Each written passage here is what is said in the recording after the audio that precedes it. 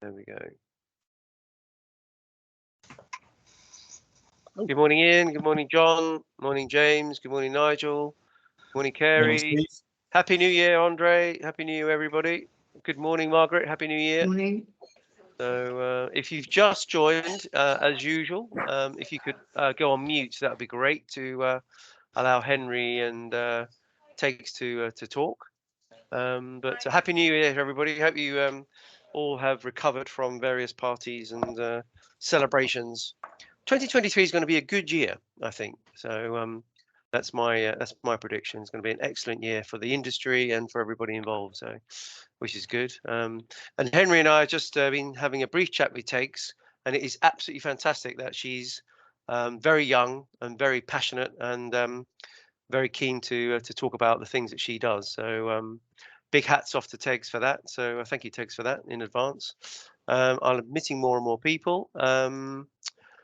So as usual, if you've just joined, if you could mute, that would be great. Good morning, Michael.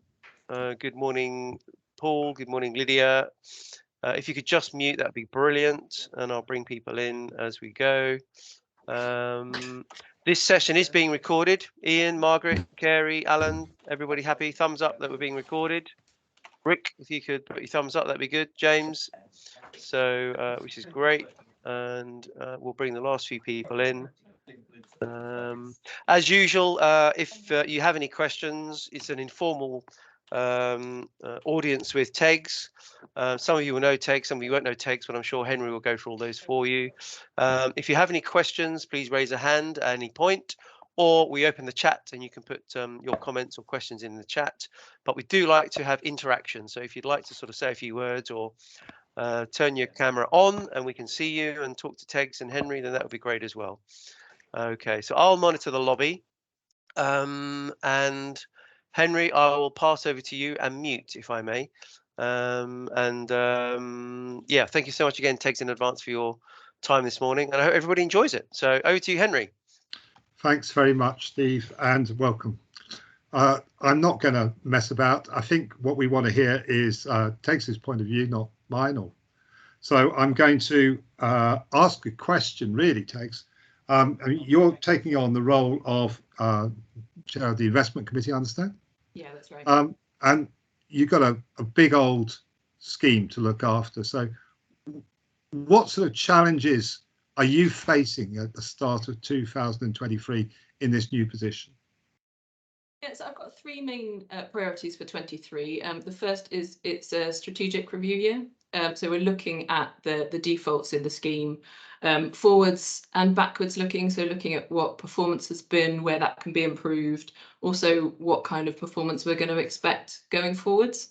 And that's really asking the main questions: are young people taking enough risk? Are they going to get the outcomes that they need? Older people getting enough diversification? They're getting the right information that they need. But in the sort of challenging environment we find ourselves in with persistent inflation, I also want to take a little bit of a forward-looking view and just pause and do that sort of horizon scanning exercise that says, over the next 30 years, what are the sorts of investment environments that we're going to be experiencing? So what's climate change going to do?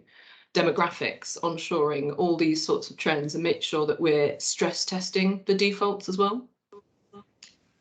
The second priority I have is around how the investment work streams interact with member experience. So, 2022 has been a volatile year, and I want to make sure that the sorts of language we're using when we're talking to members means that they expect those sort of periods of volatility. Because I think particularly for the next 5 years or so, we may see more frequent bouts of volatility than we have done in the past. So making sure members' expectations of investment performance are in the right place is really important. But also that wider question of, are members engaged with their investments? Is there anything that we can do to help? And I think ESG is a really good area for this, because you can sort of really help to get members on board with the fact that they own that pot of money and it's being used in these ways, and it's being invested for good in the community around them as well. So it's a good tool for member engagement. And then my last priority is around investment pathways. And I think we're at a crossroads where we're just starting to see people use their pensions in different ways. You know, up till now, by far the majority of people have just taken cash at retirement, but that's probably because they've got a DB scheme sitting alongside this and they're not reliant on DC for their retirement. So as you start to get the generations coming through that are we going to start to see different behaviours of how people want to take their pensions? Are we going to need more flexibility in sort of mixing and matching between the different investment pathways? Yeah, so those are my three for the year, Henry. Okay, I'm an investor with Legal & General and our usual default fund, so I know I've not had a happy year in 2022, and I suspect there are quite a few people like me who look back at 2022 and say annus horribilis. Yeah, what kind of messaging would you give to people like me? I'm early 60s. I'm in that sort of de-risking pattern. What's the messaging would you as a trustee give to me right now? Yeah, and so I think this is a question that the trustees have already looked at. We certainly did in the last investment committee meeting that I had in December.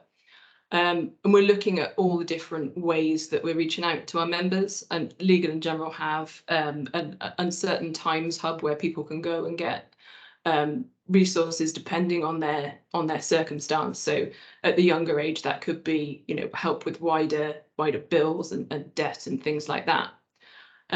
Specifically, you know, thinking about that pre-retirement cohort, the message is just go and get advice, because it's going to be really dependent on your circumstances. You know, you're going to have to take into account how long you're planning to work, what other sources of income that you've got, whether you're going to stage your retirement, your tax implications and your family situation. So it does have to be quite personalised, which at the moment means going to get that regulated advice. Okay, so I mean, how many people are there actually in there are two, aren't there? Two master trusts at Legal & General. Across the board, how many people are there in there, and roughly what sort of asset balance do you see on average for the sort of 50 plus people you're talking about? Yeah, so it's 1.7 million members in there, and I have got a breakdown of who's in what cohort at the moment, but I think the majority of our members are under 50. But we do have a sizable population that is in the cohort that you describe. Because I think it's the older cohort that's giving most concern to policy people, because they're the ones who are going to have least time to recover from whatever happened last year and so on. And I'm particularly concerned, I think, for those people, because they're probably the people who are least likely to be in a position to really become acquainted with investment pathways you talk about. You know, we're a DB generation, or we're a non-saving generation. We've not had to start taking decisions about our future finances, and a lot of us don't actually consider taking financial advice something that we do with our workplace pension. Do you think you can change that culture, or is there something as a trustee you can do by way of defaults to help people like me not have to take the kind of decisions you're talking about? I think there's a couple of things that you can do. One is looking at that stronger guidance so that people are more empowered to take those decisions themselves. And I know that that's something that Legal & General are working on. I think it's going to be different as we move through time as well, because you're absolutely right. At the moment, most people in that cohort have DB as well, and therefore they're looking at taking cash, and we've seen evidence of people using their pots in different ways. So of those that are doing drawdown, it's not a sort of 4% a year type option. It's a very targeted lump, you know, facilitating things like travel in the early years, but it's very bespoke, member to member, rather than a sort of fixed pattern. And you're going to see more of that going forwards. I think it's going to be, if anything, more difficult for the generations that are coming through. And that's because they've got multiple pots in different places. So they can't even answer the question of how much have I got saved in aggregate, let alone begin to work out, what that will buy them in retirement and whether they can afford to live on that, and therefore what pathway they should be on. So yeah, I think there are challenges for across the cohorts.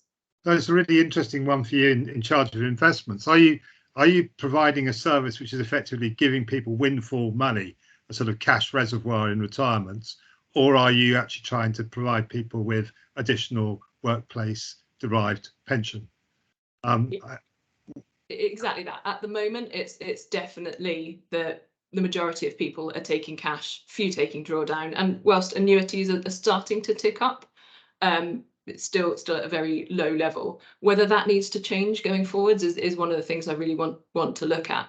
I can imagine in the future people needing to take a mixture of all three, because if your state pension isn't covering your basic living standards, and it's not at the moment, and it certainly doesn't include housing, you're going to need an annuity to top you up to make sure that you can pay your bills, and then everything you have on top of that, you've got a choice about whether you do drawdowns, whether you do that gradually or in lumps to facilitate travel while you're in your early retirement years.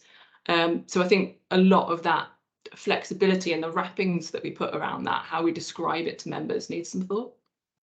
It's really interesting, and of course the government has been suggesting that the next move for the CDC will be towards master trusts. The master trust might be offering some kind of collective decumulation facility for staff, also for members. Sorry, has this crossed your path yet? This idea of becoming either a CDC scheme or offering a CDC type fund? Yeah, I'll give you my personal view on it, not a Legal and General one. Yep. So Legal and General keeping a watching brief, but my own personal perspective, I think it's a really exciting opportunity. CDC's got a few big advantages. You pull investment risk, you pull longevity risk. That means you can take risk for longer. You don't have to de-risk on the approach to retirement. And that means you can invest more of the assets in illiquids where the big opportunities are. Now that's good from a social perspective because we've got investment in housing, in healthcare, both of which are desperately needed. But it's also where you can get really good returns for members. So there's just a really big win-win there. You can also allocate a part of that portfolio to things that are perhaps too risky in a conventional DC type setting. So your real venture capital, private equity type stuff in the businesses that are going to be using technology to disrupt the economy in the future. You have the flexibility to do those sorts of things. Yeah, I think it's a really exciting opportunity. But it's a real challenge, isn't it? Especially if you're working in a commercial environment. I mean, I heard your head of retail yesterday saying that she expected annuity sales to double this year. Obviously, L&G are a big annuity provider, so there's a kind of vested interest there. And drawdown is a highly profitable product for both advisors and indeed, it's a profitable product for providers as well. CDC looks like that kind of carnivorous beast, which may eat into, if you like, profit margins elsewhere in the ecosystem. How do you expect CDC to integrate, if you like, with other options? Is it a default investment pathway, another investment pathway, or is it one of those things that you have but which doesn't really ever get sufficient scale to work and sort of falls by the wayside? That's my worry. Yeah. You absolutely need CDC. You need scale to make CDC work because of the pooling. That's the bit that makes it work. And again, a personal view, I think it should be a whole of life because that's what really gives you that 30, 50 year investment time horizon. Imagine a world where the government has set the state pension at a level that covers everyone's basics, including those that don't own their own house, so that everything on top of that is just growth on top of basics. You can go nuts. The point of that asset pool then is to earn as much money as possible over a 50-year horizon, and that's quite different to how we invest for pensions today. So interestingly, you're thinking of CDC as a whole of life model, and maybe that's the way that a master trust might go. Do you think that would be a conversion from an existing master trust, or do you see that as being a new product which employers could buy into? How do you see that getting off the ground? I think it could be done either way. You need sufficient scale to make it work. So you either have large employers go first, or you have it as an option for your younger members to go into. And you've got some very large employers. I mean, notoriously Tesco's in there. There are some other similar schemes. Have you had any push from your participating employers towards something which is more collective? Not that I'm aware of, but bear in mind that I've only been in place since the beginning of December, so I might just not be aware of those conversations yet. Okay. I won't push further on this. It's a bit of a hobby horse of mine, and I'm sure I'm boring the audience if I carry on. But I am quite interested, in what you've been saying about engagement, and in particular engaging with ESG, because L&G for a long time has been linked with getting people more engaged through funds like Future World and various other funds. There's a fossil-free fund which I use. How do you see you're getting to, if you like, that very vociferous group of, I'm not going to say typically younger people, because I'm one myself, who actually want their money to matter more? How do you find them, and how do you keep them, and how do you get them to actually make use of these new funds that you're offering? Lots of different ways, really. I think the first is listening to people, so having a mechanism by where you actually do that, and we've got the member advisory panel to actually hear members' views and things like that. And I think that is the origins of that fossil-free fund. Actually, it came off the back of a member request and was acted on. So one, listen and do something about what people are saying. Two, make it really clear what you're doing anyway, and Legal & General do a lot. You've only got to get in the lift to understand, it's embedded in the culture here. They've got a net zero 2050 goal with staging posts at 2030, getting you to sort of 60% net zero by that point. And they do a lot in terms of engaging with underlying companies, that I think is all really sensible. How do you get people engaged with that? You need to tell them about it, make sure that they feel like their voice is being heard, even to the level of getting people engaged on particular votes, and making them aware of how the Master Trust and Legal & General's voting on their behalf on different issues. Have you gone as far as adopting Tumalo? I know there's been a lot of talk about that, but is that actually now embedded inside the Master Trust? I know that they work closely together. I don't know to what extent it's embedded and members actually have the ability to vote on particular issues individually yet. I think what's much more interesting for me as trustee is to be able to drill down and really see how Legal & General are voting on behalf of the Master Trust and wider Legal & General as well, because the more scale you have, the more impact you're going to have with those sorts of votes. So being able to see it, being able to then interrogate the ESG team here at Legal & General and really understand what they're doing on the Master Trust behalf, that's my priority. Okay, I mean, I'm fascinated by all these promises which are being made on my behalf with regard to net zero. But how do I know you're on your way?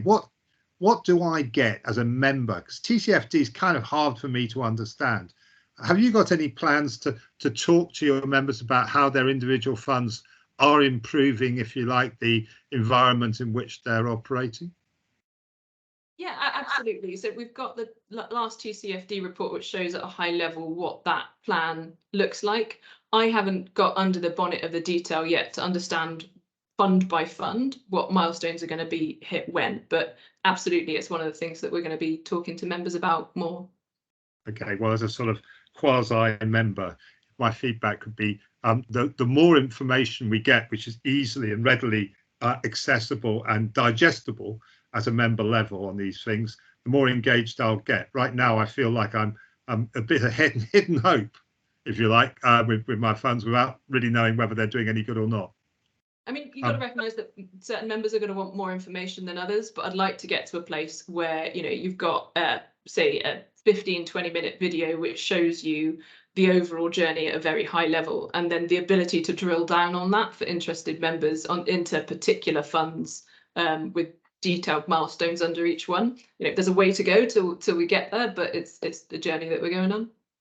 Right, and this sort of brings me on perhaps to my final point, you know, and hand over to everyone else on the call. But one of the things that's fascinated me is that you know, how well my funds are doing. Yeah, and I've never really been able to access from fund fact sheets or whatever something which correlates with the actual movements in my price, if you like, of what I'm investing in. There seem to be all kinds of other things attaching to my investment return. So I never really know whether I'm getting value for my money. You know, it's very hard for me to do that. And I know value for money is one of the big challenges which is put out there for trustees.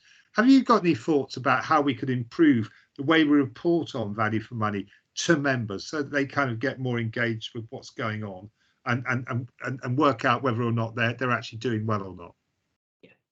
So I think value for members is, you know, at its core, it's about long-term net returns and the member experience. But it's more than just numbers, and it's going to mean different things depending on where you are in your journey. If you're starting out, you've got a really long time horizon, but you're probably investing through inertia. And value for you is going to be making sure that default is right, making sure it's taking enough risk, making sure it's hitting those long-term net returns that you're going to need to get a decent outcome in retirement. But it's also filling in the gaps that perhaps you're not doing as a member.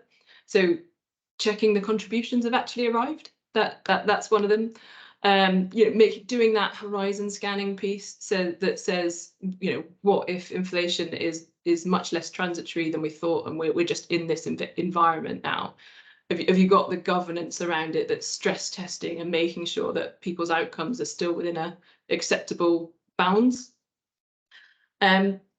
On the way, you're probably in a situation where you've got multiple pots, and you're dealing with, you know, a cost of living crisis as well, and you're probably not feeling the ownership that you should over that pension fund. So again, how is the master trust stepping in to fill the gaps that the member's not doing?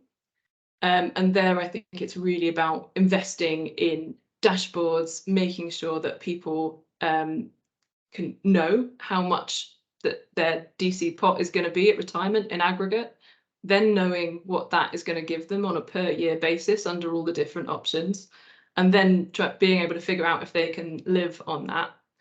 And you can't ask members to do all of that themselves. You really need technology to step into the breach and help people along that journey, help people with the overall ownership.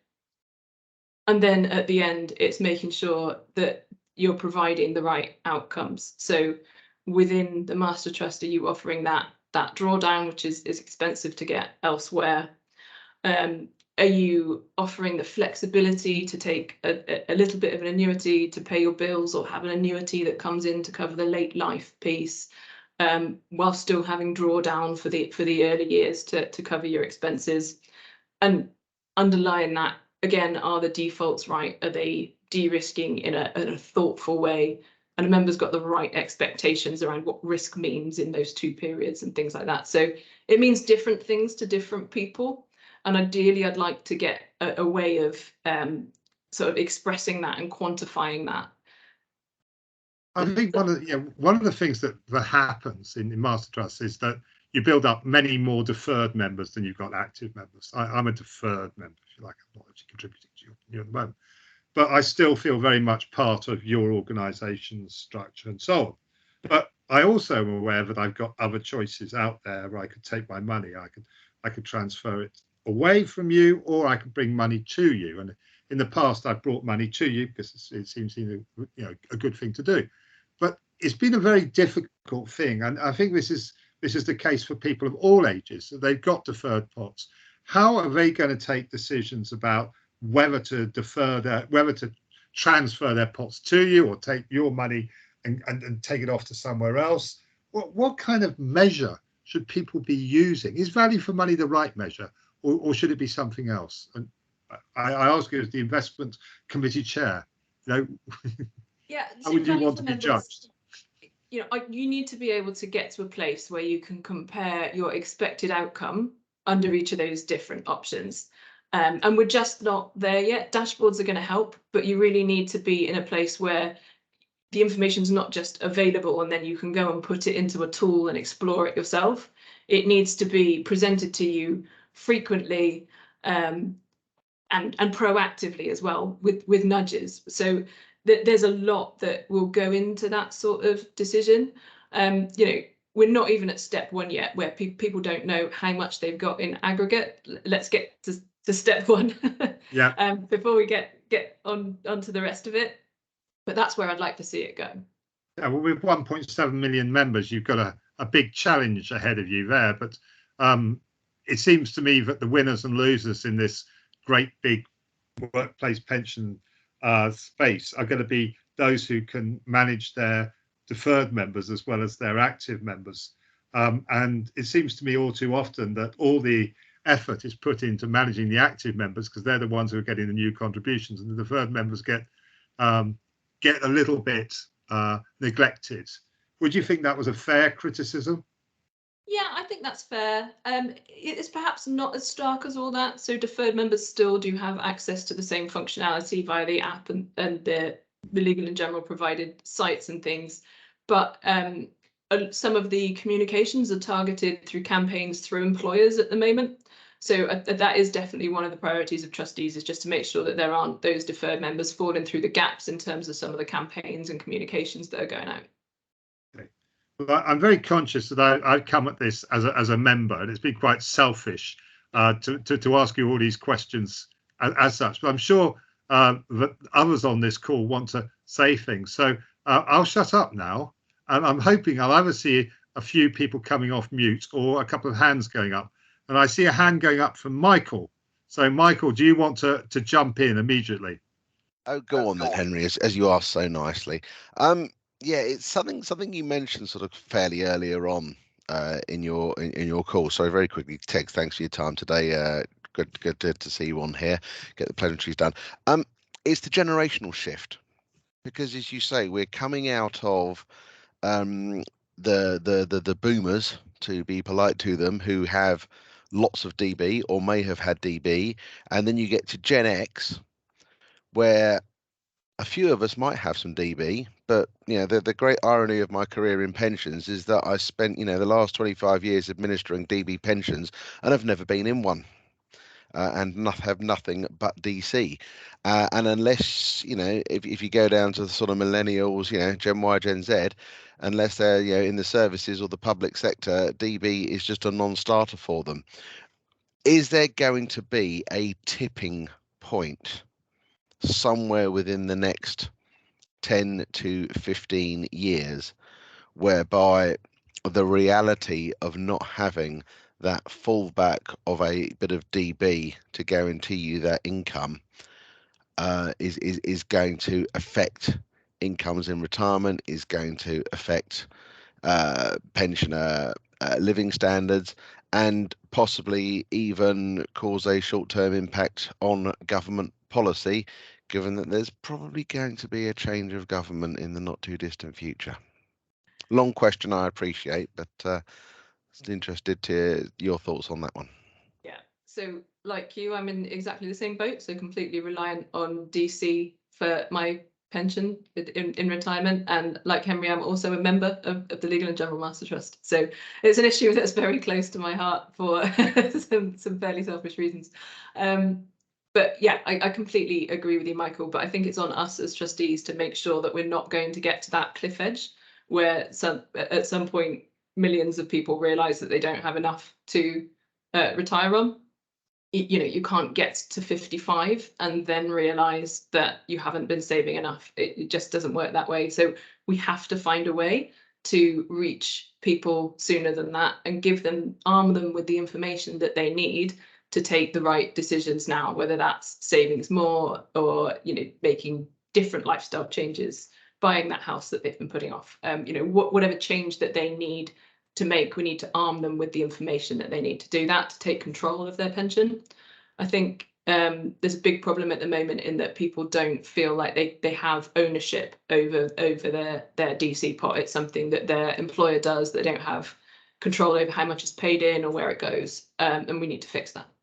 I think the other thing is that people, we talk about workplace pensions, but people don't really have an expectation of a pension from their workplace savings, do they, at the moment, Tegs? Is that why you were suggesting that we needed to instill some kind of different, if you like, perception of what we're actually doing with our money? Yeah, exactly. Just give people a perception that it is their pot of money, and these are the sorts of things that it can buy them at retirement. And have you thought about whether or not you can live on that? And if not, you're going to need to make some changes. Alan, you've got your hand up. But just very quickly before Alan jumps in, will the mythical dashboard, should it ever come to pass, make a difference?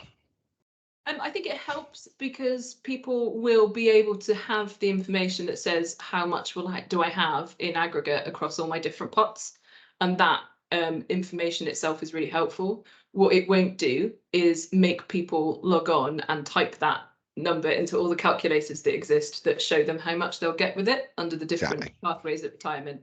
So you also need to help people and probably use technology to do that step for them as well.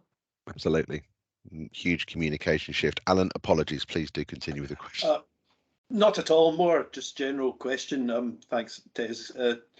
Take it as a personal perspective as well as a question, but do we not need to move from just, let's call it, narrow focus on climate to the more general nature considerations and TNFD, Task Force on Nature financial disclosure, because we may or may not have controlled the climate and the record temperatures, record floods, record lack of snow, etc. But there will be the wider ones of, are there any trees left?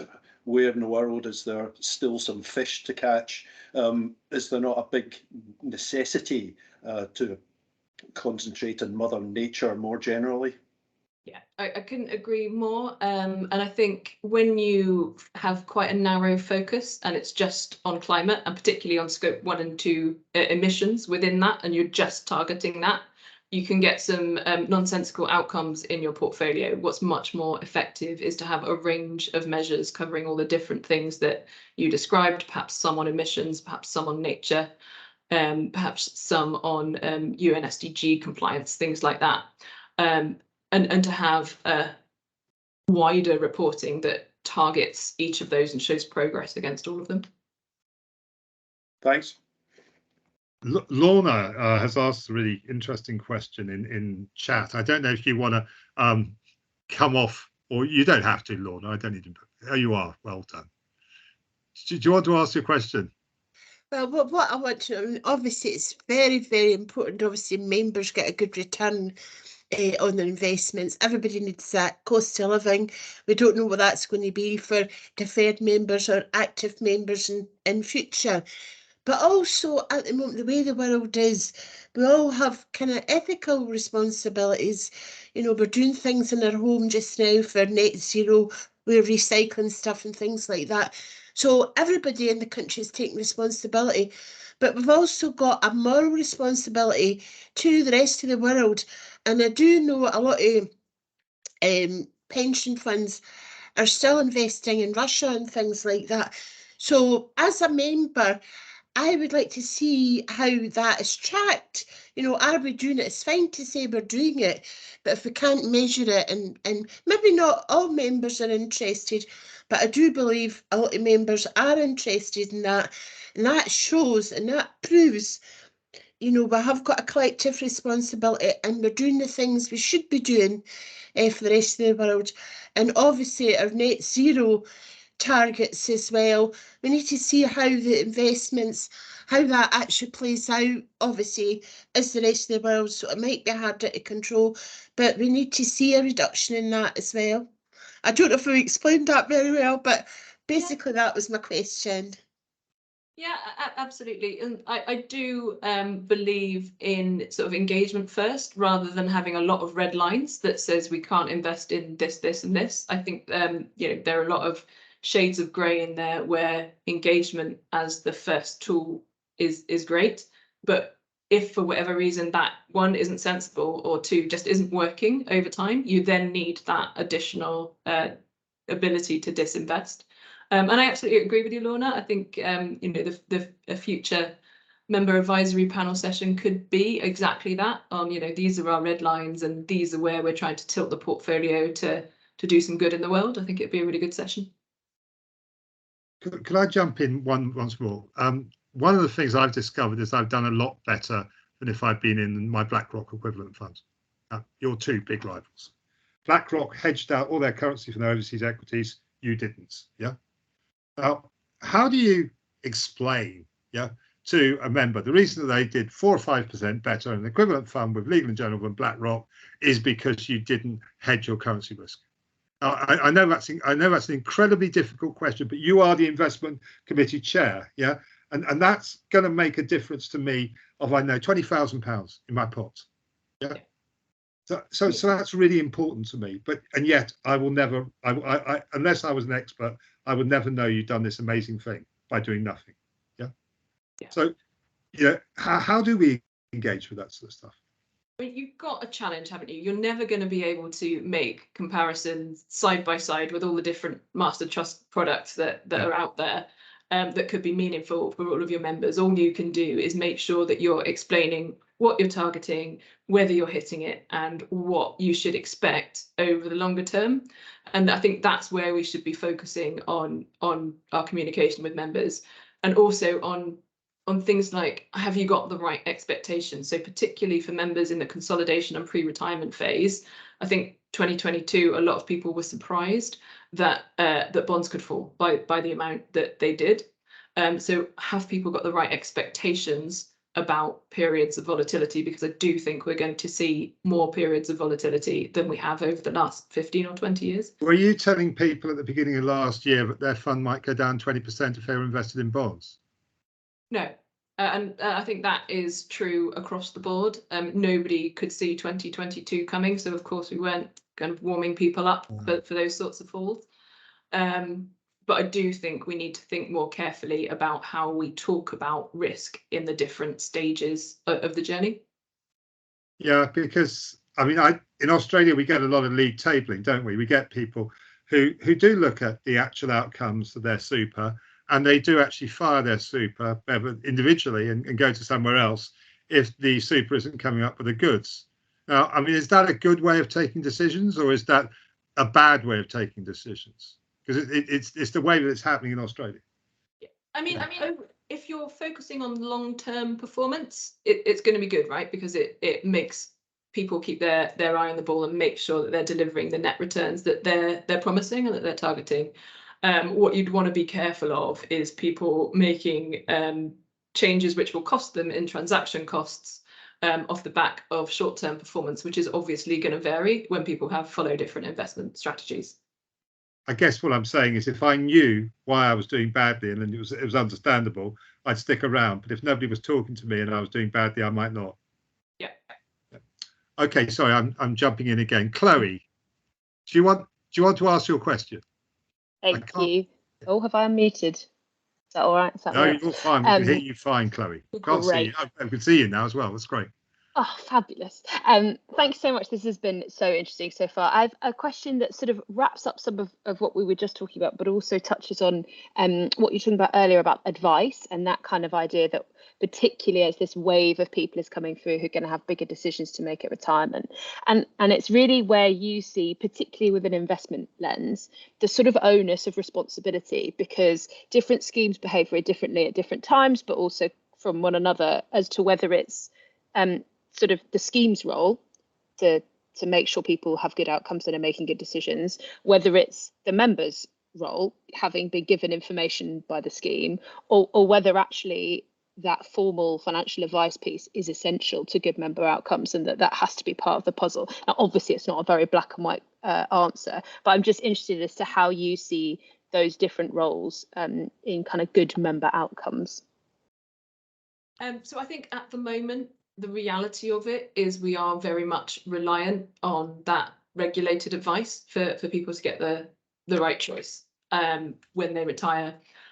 I know Legal & General are working on whether they can be more proactive with guidance and whether they can be more helpful in terms of offering different options and how those are described to people. I think a lot of the problem that you've got at the moment is people are faced with all of these different options when they retire, and they don't really understand what any of them mean, let alone which one of them is better for them. But if instead of saying, oh, would you like an annuity, you say, oh, would you like to make sure that you've got enough to cover all your bills and all your essentials, and then the flexibility on top of that to take a little bit more in the early years after you retire, with then more security coming in so you get back to that regular income over time in the later years. If you describe it in those ways and have it under one wrapper, people are going to be much more empowered to take their own decisions. But I think we fundamentally got the first problem to fix first, which and dashboards will help with this, which is how much is my aggregate pension pot? What's that going to buy me? Can I live on it? And you've got to fix those and answer those for people first. And just a quick follow-up, if I may, on at the moment you say that that's mostly really relying on advisors to help people make good choices. Do you have any data on how many members retiring are actually getting financial advice? I'm sure Legal & General do, I'll ask, but it's not something that I've got to hand. Thank you. Okay, Michael, you still got your hand up. Is that a legacy thing? Okay, yes. I didn't realise you had to put it down. Sorry, no worries at all. Done. Margaret, yeah, we'll move on to you if we may. Margaret, you are on mute at the moment. Thanks for spotting that, because I'd have done my usual trick. And thanks very much, Tegs, and I think it's very interesting, and I like, you know, a lot of the stuff that you're saying that Legal & General are going to do. I think there's a basic problem in that no one company really has a view of their customers in entirety, and something you said early on, you know, struck a chord, which is almost everybody takes cash. Some do draw down, but almost everybody takes cash. And I wonder, at what point would you ever think that was unusual behaviour? To take cash. Now, I worry because of the things I get involved in. I worry that people might take the cash and give it to, you know, a rip-off merchant because they can promise better than Legal & General could do on drawdown. So you know, how would you spot that people were using their cash responsibly? And I'm not trying to get into nannyism or whatever, but I do worry, would we spot unusual behaviour? I'm sure that, you know, there are checks in place to make sure that people aren't transferring it to schemes that, you know, are flagged as scams and things like that. But what you can't control is people taking their pot as cash and putting it somewhere that isn't probably going to benefit them. So, you know, taking their pot as cash and then parking it in cash when inflation is 10% is probably not the investment decision for you, right? But how it's very difficult to guard against that, and that's where advice steps in. You know, ideally, you'd want people to have the guidance through the master trust, which makes it much clearer what they can do with their pot where it is. Yeah. I completely share some of your concerns, Margaret, and I think it's going to get worse as the generations change and you know, people just relying on their DC pots for their retirement.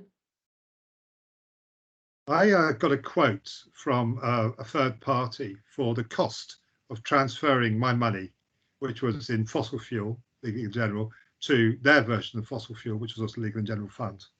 And I was shocked to discover that I would have to pay over £1,000 in transaction costs on what was being told to me was a free switch. Yeah. Do you think that there is actually sufficient disclosure of the actual costs of moving money around the system at the moment? And if not, yeah, what should be done about this? Because it does strike me that there aren't such things as free switches. They always seem to have a cost in terms of single swinging prices and so on. Yeah, I do think we need to be provide more transparency, and that might take the form of providing example transaction costs when the price has swung in the past, so people can, you know, get an educated guess around the sort of range of what they might be. I do think single swinging costs are hard for members to understand because it's sort of badged as free when it's not free in reality. In my case, I was moving from one fund to another fund, but they were exactly the same fund. And they were both run by Legal & General. And yet I still had to pay £1,000 to move from one part of the ecosystem to another. And that really surprised me. And you know, I've still not got a satisfactory explanation as to why it is so expensive moving money around the system. There needs to be a lot more transparency, and particularly, you know, highlighting things, the difference between institutional and individual fees, retail fees. That needs to be highlighted to people more.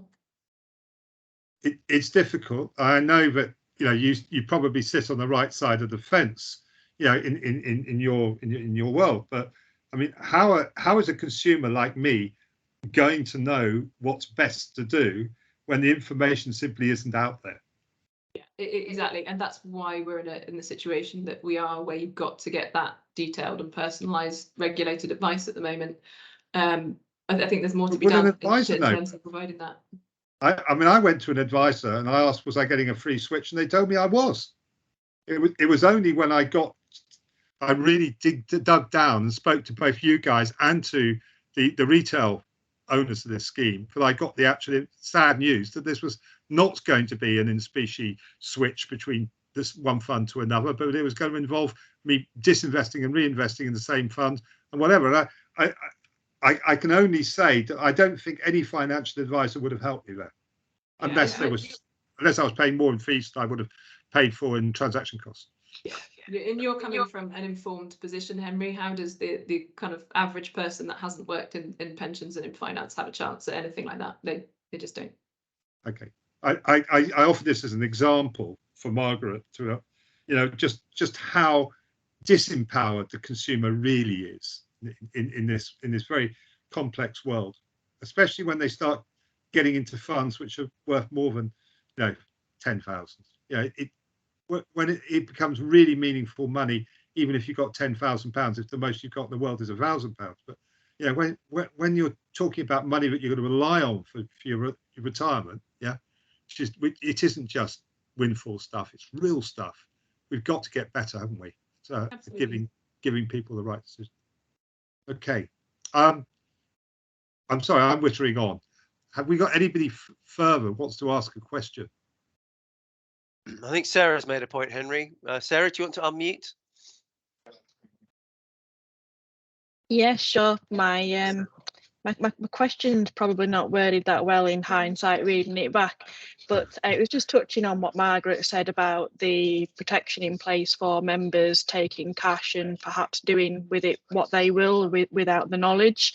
And there's obviously the requirement in place for transfers over £30,000 where they have to take advice. And should there be something similar in place when you're taking cash, not necessarily saying 30k is the right amount, but should there be the same sort of principle, was my sort of thought.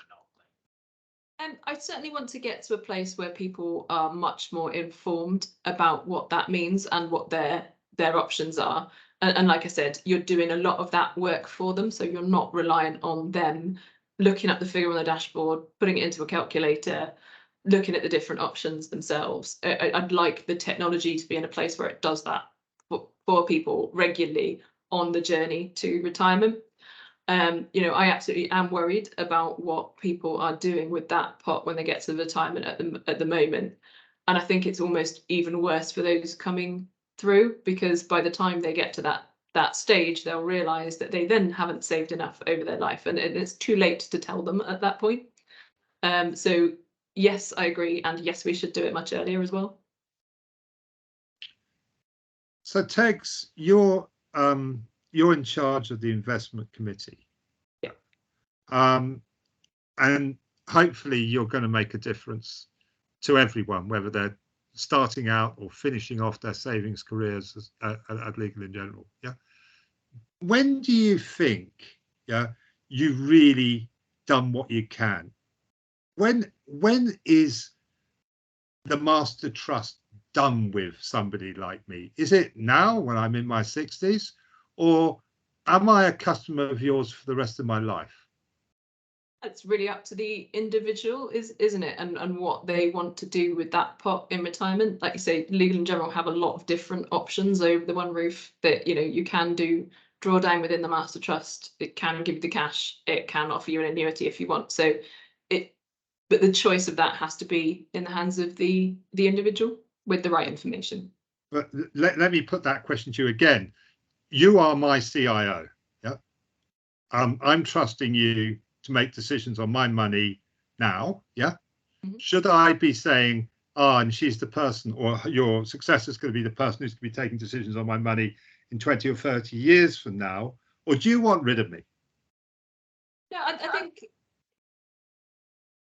we should be ambivalent as to what people do at retirement point. You know, it shouldn't make a difference to us as trustees what people want to do with their pots. We need to make sure that we're providing the right defaults, we're providing the best outcomes we can to that point, and the right options to go beyond that point should the members choose to do so. It has to be that way around, I think.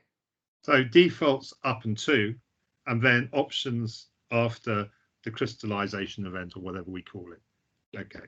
But supposing that I want you to make decisions on my behalf after I retire, yeah, do you think there will come a time when that will happen? Do you think that you will ultimately say, okay, we're going to be your fiduciary manager for as long as you're around, and this is the way we're going to do it?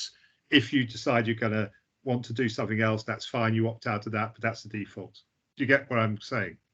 Yeah, and I think it would make some difference, wouldn't it? Because you wouldn't want to necessarily have the consolidation phase with the diversification it wanted. So say you wanted drawdown in retirement, for example. Perhaps I don't know what I want. Yeah, I just say, come on, Tegs, you're my CIO. I want you to tell me what I should do. What's the default position for me? You've been running my money for 40 years under the default. I want you to run it for the next 30 years under the default. Do you think I'll get to a point where I could say that? I think it definitely needs some thought, because your investment pathways might look different. You wouldn't have the same de-risking to the point of retirement and then potential re-risking afterwards if you thought you were managing risk all the way through the journey. It would be more similar to a CDC type situation where you could run risk for longer and have more invested in illiquids. So I think it would be a win-win situation. We're not in that boat at the moment. You're very much at we run it to retirement, then you make your choice. Yeah, okay. So to and through is not really part of the game plan, if you like, for a master trust at the moment. And you think it might become one part of the game plan in future, but it's too early to say. Is that what you're saying? Yeah, absolutely. It's definitely something that you've got an eye on. You know, what should those investment pathways look like through the different generations that are coming through? And then the knockdown on that is, what does then the investment risk profile look when you've got the to and through option? Okay. There's a question from Kevin, or I think Kevin's made a statement. Do you want to unmute, Kevin?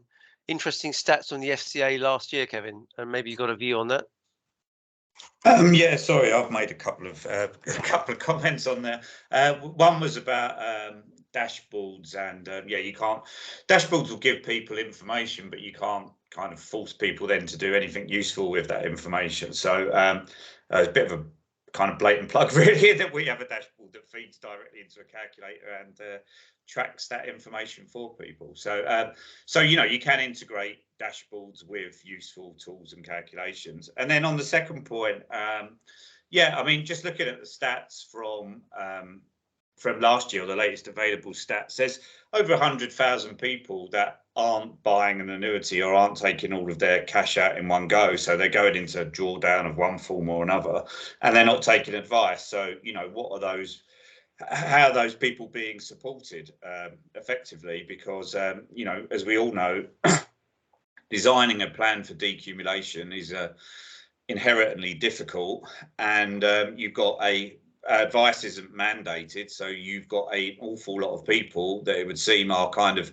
winging it from year to year in terms of how much do they need to take, where should they invest their money, and so forth. So there does seem a huge gap there in supporting those people for the next, as Henry said, 25, 30 years that they're going to be in decumulation. So I think there's a huge gap there as well. It's incredibly complex time, isn't it? You've got to work out the tax implications of working on beyond retirement age. You've got to work out tax implications of taking lumps of your pot versus a regular 4% a year. I don't understand how people are taking those sorts of decisions without advice. And the only thing that I can think of is you've got large numbers of doing that at the moment because it's relatively small pots. I would hope that by the time it's big pots that people are solely relying on, either they are getting that advice or the guidance has improved so that people are doing that in a much more knowledgeable way. I can assure you that there are thousands of people who invest their money with Hargreaves Lansdown who do everything themselves. Increasingly the case with organisations like Pension B and so on. I don't have a financial advisor. I know I'm an expert, or supposedly so. But I mean, I feel desperately insecure about taking decisions on things like drawdown rates, on how long I'm going to live.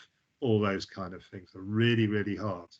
And I guess this is a final question, which I'm asking as an employer, because employers take decisions on participation in these workplace pensions, and they can make.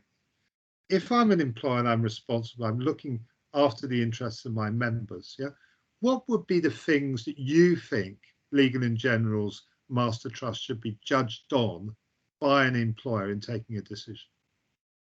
Member outcomes, it's as simple as that, isn't it? Take a cohort from, someone that's just starting out, someone that's on the way, and someone that's close to retirement, put through the contributions that you as an employer are paying in, and make an assumption about how the individual will top those up based on your experience, and look at the amount of money people can get in retirement.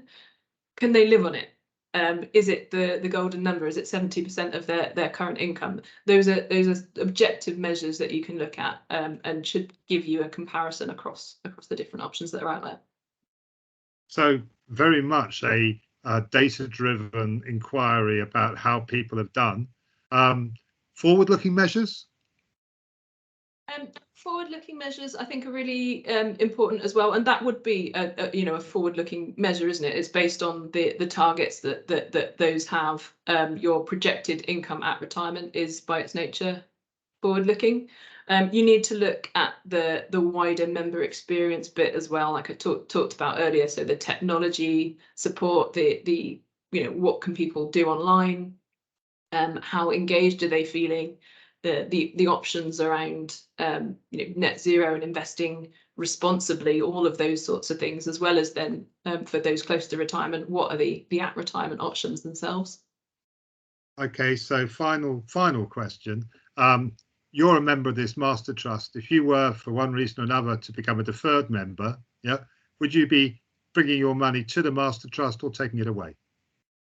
Well, I have actually consolidated. So where I was a deferred member, I have put it in one place. For me, that was around ease of management and being able to have those projections around what I'm going to get when I retire. Okay, so you feel it's a safe place for your money. Tegs, we've come to the end of our hour. It seems to have gone very quickly. Thanks for everybody's questions, which have been great. But most of all, thanks to you for answering them so clearly and with such enthusiasm. As Steve said at the beginning, it's great that we're actually talking to somebody in control of one of these big beasts who is not over 50 and male. So that's great. And I hope... That's the easy bit, Henry. I hope that in this conversation you've got a little bit out about the kind of things that we as consumers are thinking about. Yeah, some really good suggestions as well for the next member advisory panel. So thank you for those. Okay, Steve, over to you now to wrap up and to tell us what's on the agenda for the future. Yeah, well, thanks, Tegs. Fantastic session. Getting lots of lovely feedback. So really appreciate your input, and thank you for your questions, Henry. Didn't realise you're a consumer as well, Henry, with Legal & General. So maybe you should take that offline, and Tegs will pay your transaction charges offline, I guess, with love. But to know. I don't think so. But thanks everybody for attending today. I hope you enjoyed the session. The video recording will be up on the site later. If you're not a member of Playpen, please join. If you love Playpen like we do, then please invite friends to join as well. And next week, we think we've got the regulator talking about the new DB funding code, or it might be Steve Webb, who was on the BBC this morning, if some of you saw Steve Webb on the BBC News this morning. But one of the two will be up and running next Tuesday. So thanks everyone for your time today. And as usual, we pray for peace in the East. And we wish you a happy day and a happy week. So thanks for attending. Thanks, Henry. And thanks again, Tegs. Fantastic session. Cheers. All right. Take care. Thanks, everyone. Take care. Bye. Bye. Bye.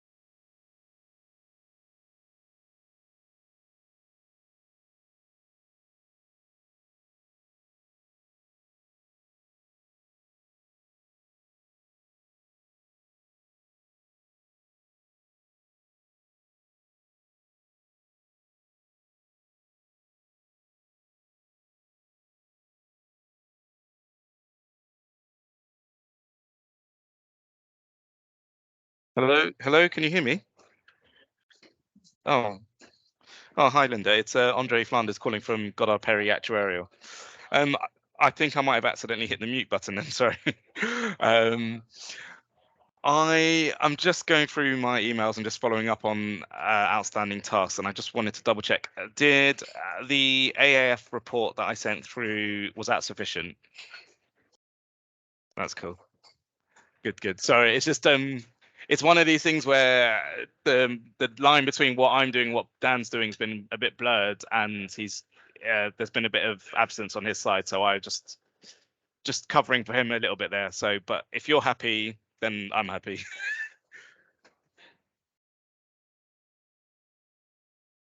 Yeah.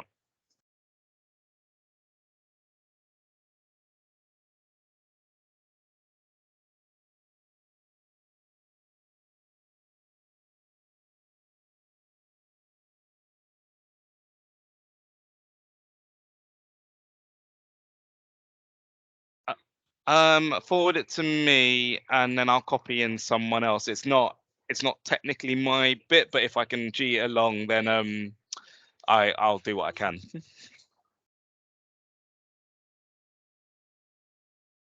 Okie dokie. Perfect. Yep. This is why it's good to talk. Yeah. Yeah.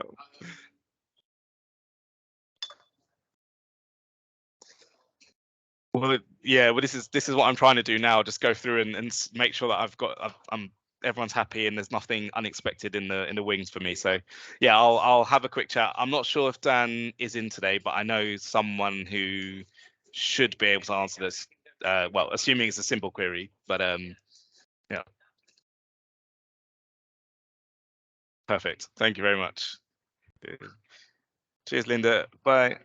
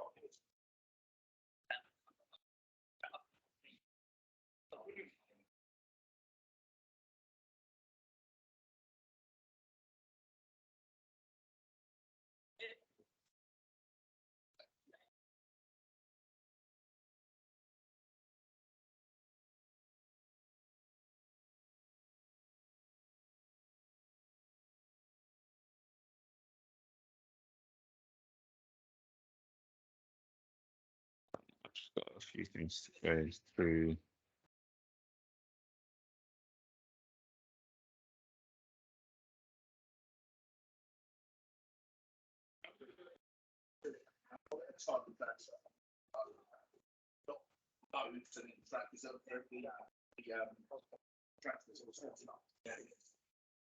One more.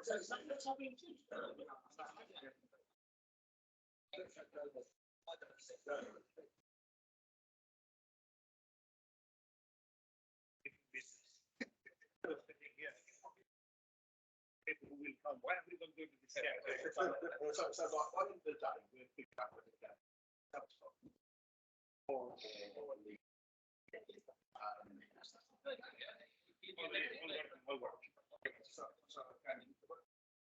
yes.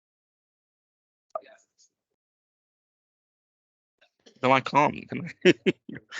It's not in my power. So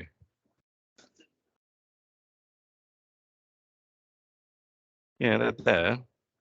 That's not.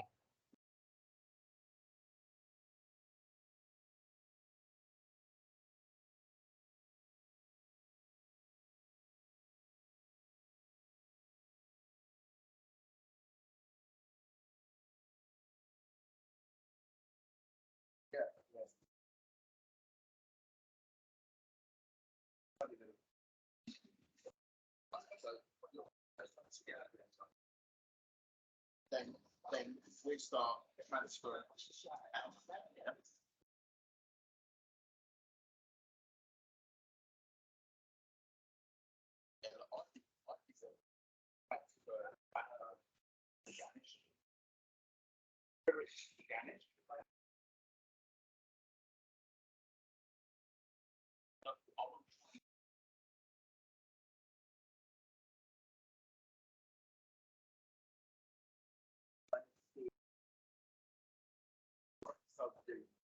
Yeah, yeah. So there's a one. But not twice.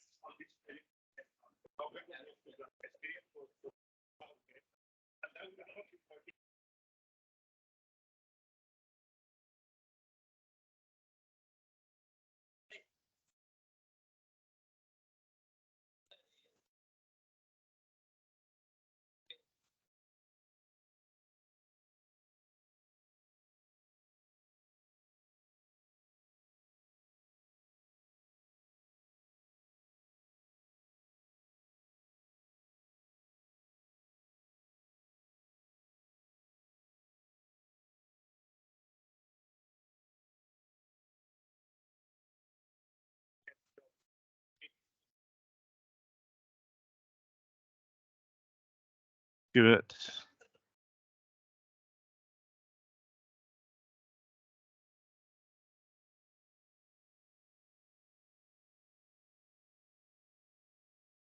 Steve.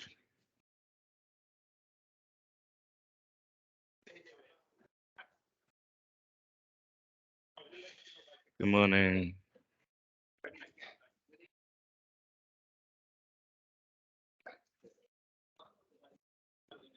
To you. Thank you.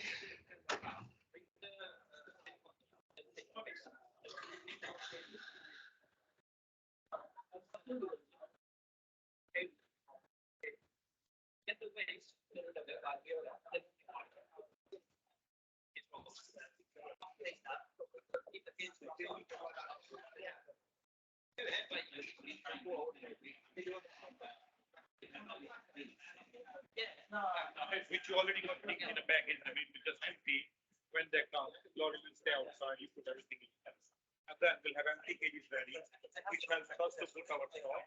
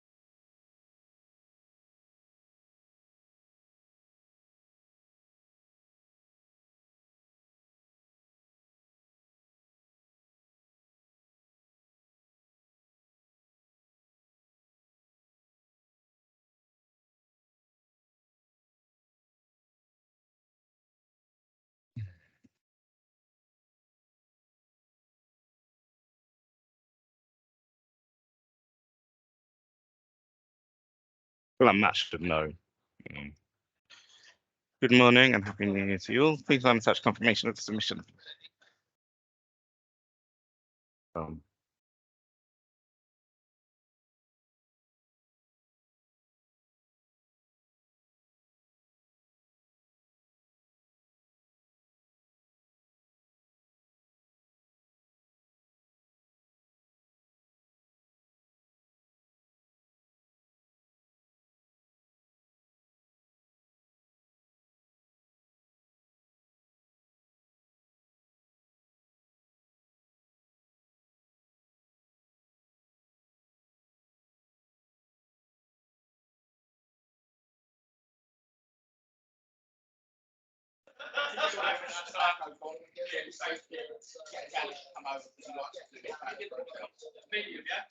order a cake.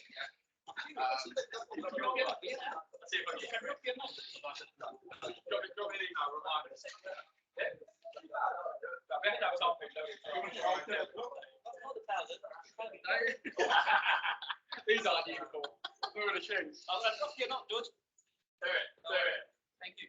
Cheers, guys. Take care. Thanks, George. No, speak soon.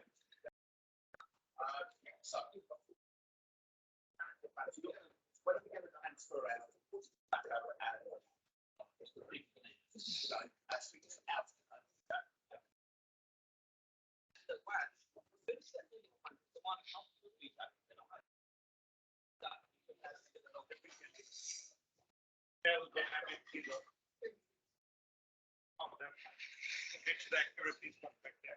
these are bangers around.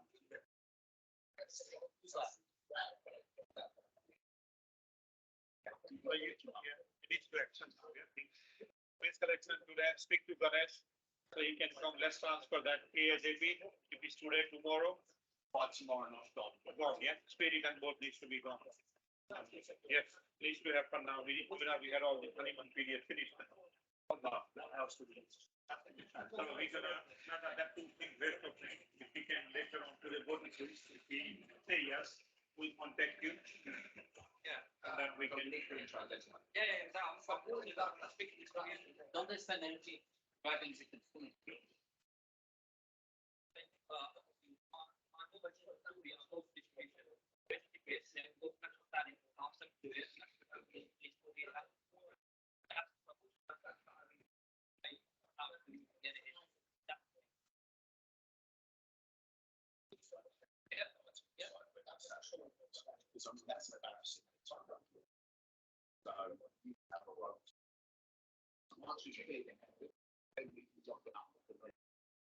People or give them holiday or they're gonna go to the restaurant where we're spending overtime, or they can just take.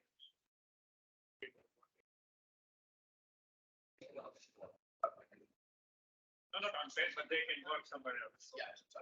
All right.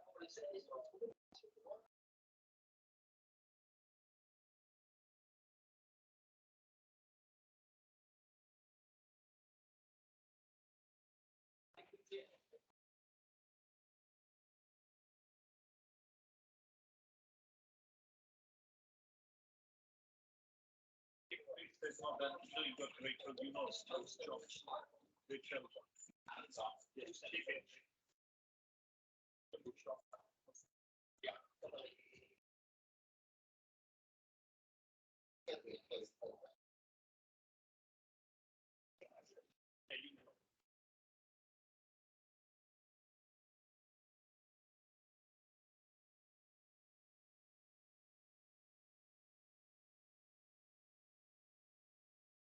It's all good.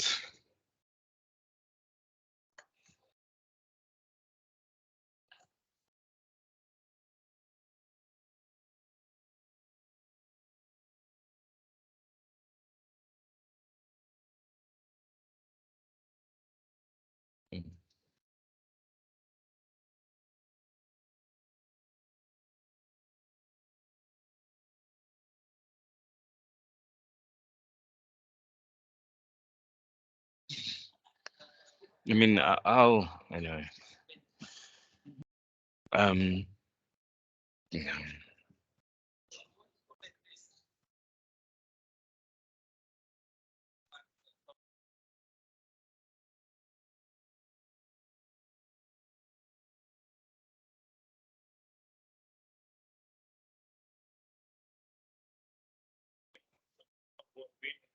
when they come, we can still go and distribute them. Yeah.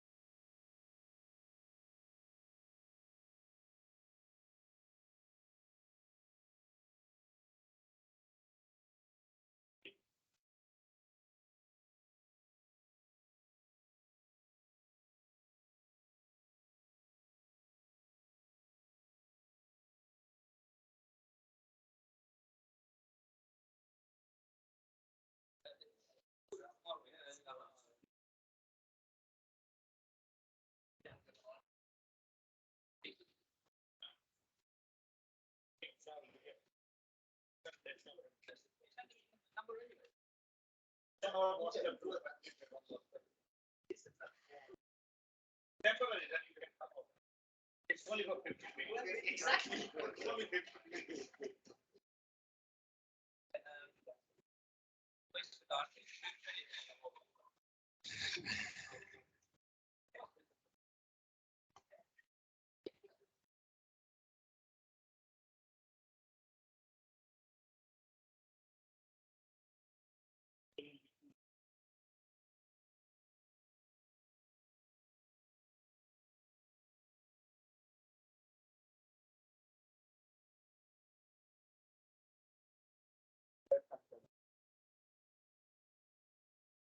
You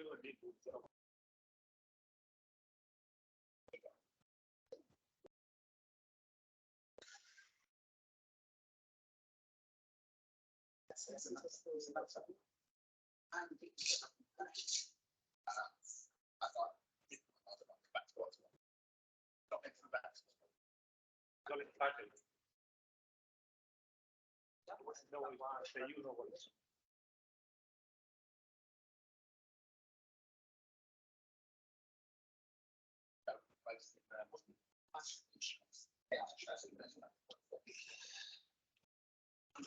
People get that thing that actually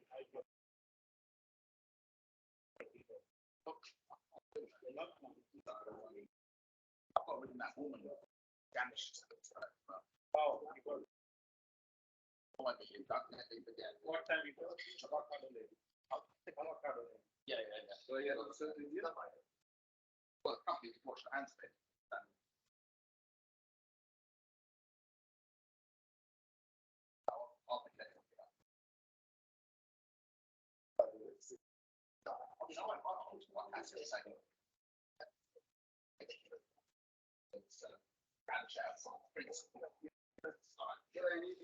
Oh, so am I on the?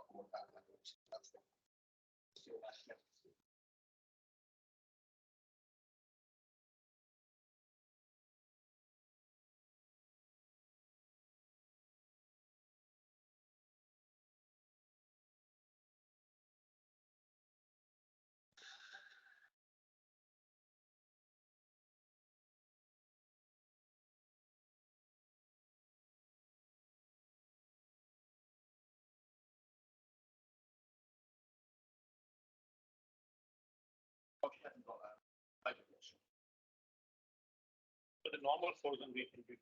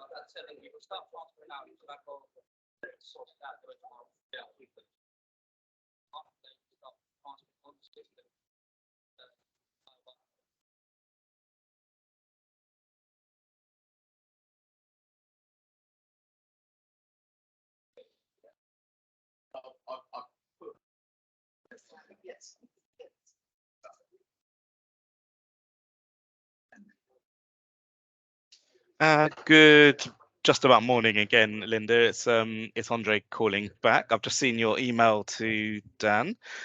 Just a quick question because I'm not sure if I'm misreading this.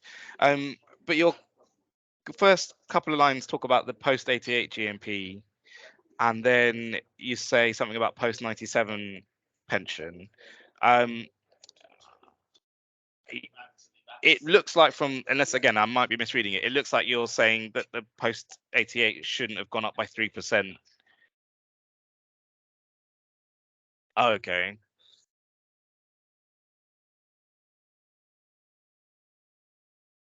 Yeah.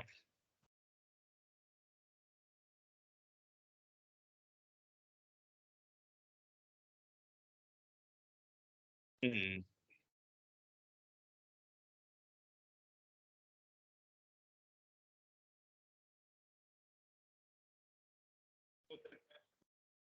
Yeah.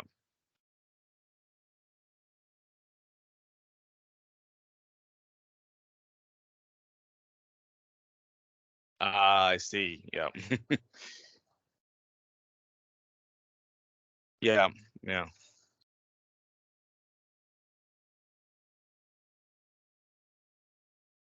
Yeah.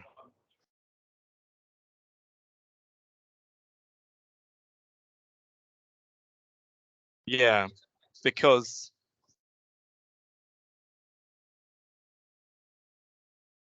yeah.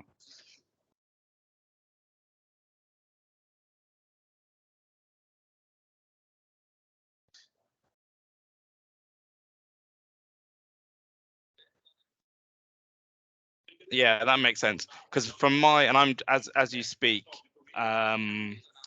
I'm just double checking the valuation report because to my mind, I thought the scheme closed around 97, which means there aren't any post 97 benefits. So that probably can just be lifted out of the it's one of these things where you think, oh, hold on, that looks a little bit wrong, and then you're like, why is it? And then you then so bear with me just another few seconds while I scroll down to the bottom of the valuation report.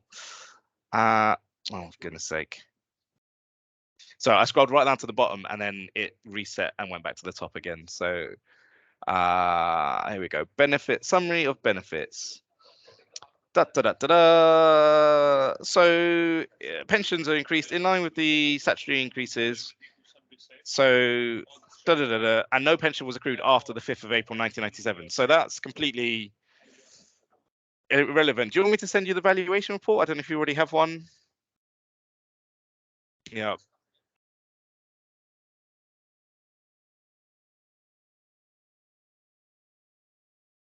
Yeah.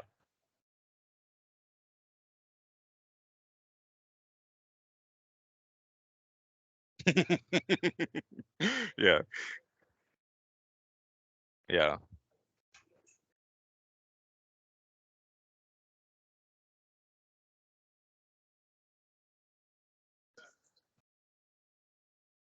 Yeah.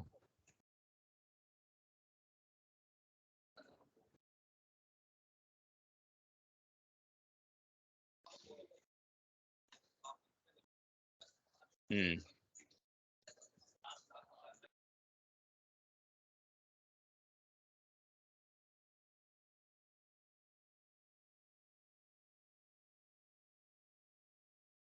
Yeah.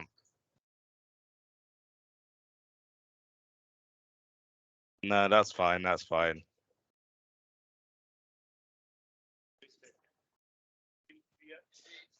It was a bunch of gobbledygook. Just bear me 1 second, because I've now gone to find.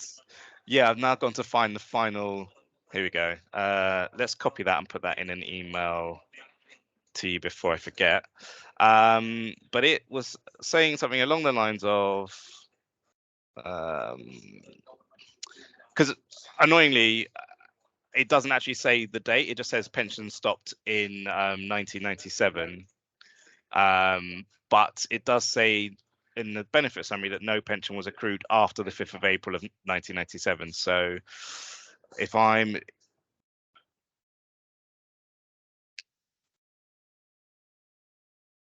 yes, the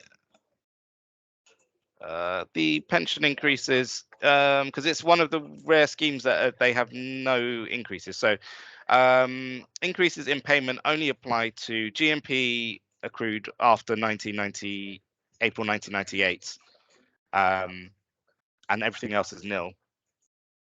So they've only got, so pre-98 GMP gets no increases, pre-97 excess gets no increases, and post-88 GMP gets statutory increases. I think it'll be CPI limited to 3%.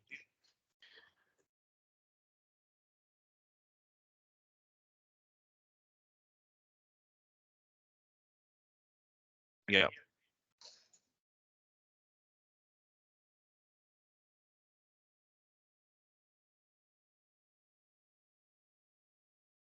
Yeah.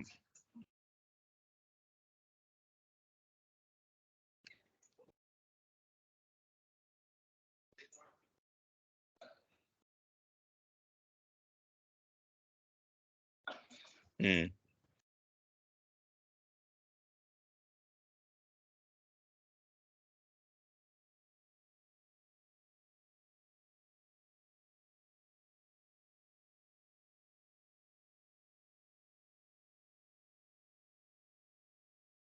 Mm.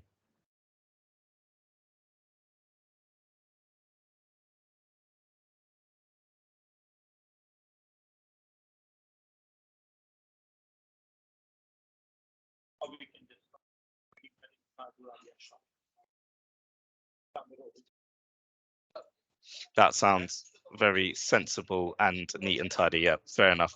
I'm going to defer it to the admin team because they're the ones who actually dot the I's and cross the T's on it. But I will copy you in with the valuation report as well, just so you've got it there and ready. But yeah, what you're saying makes perfect sense. And it's nice to know that your work gets, no one reads your work just as much as no one reads what I write as well. You know, you spent ages putting these reports together and then no one checks it, and you're like, you could say whatever you wanted.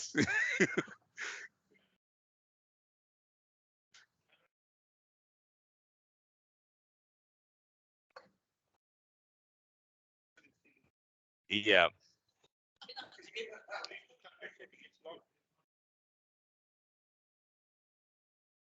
of course, of course. Yeah, yeah, yeah, that's fine.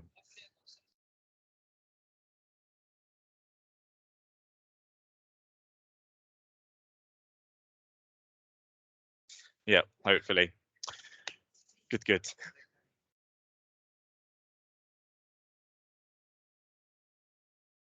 Yeah, that's fine. So it's basically, I'm copying in the kind of the general admin mailbox as well as Dan. But so hopefully someone, and I'll give one of my colleagues a call as well, but hopefully someone can respond to you in the next couple of days. It shouldn't be a big one, but it's just, yeah, that's fine.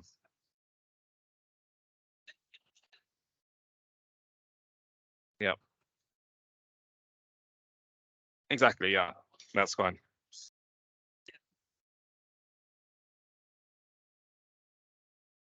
Indeed, indeed.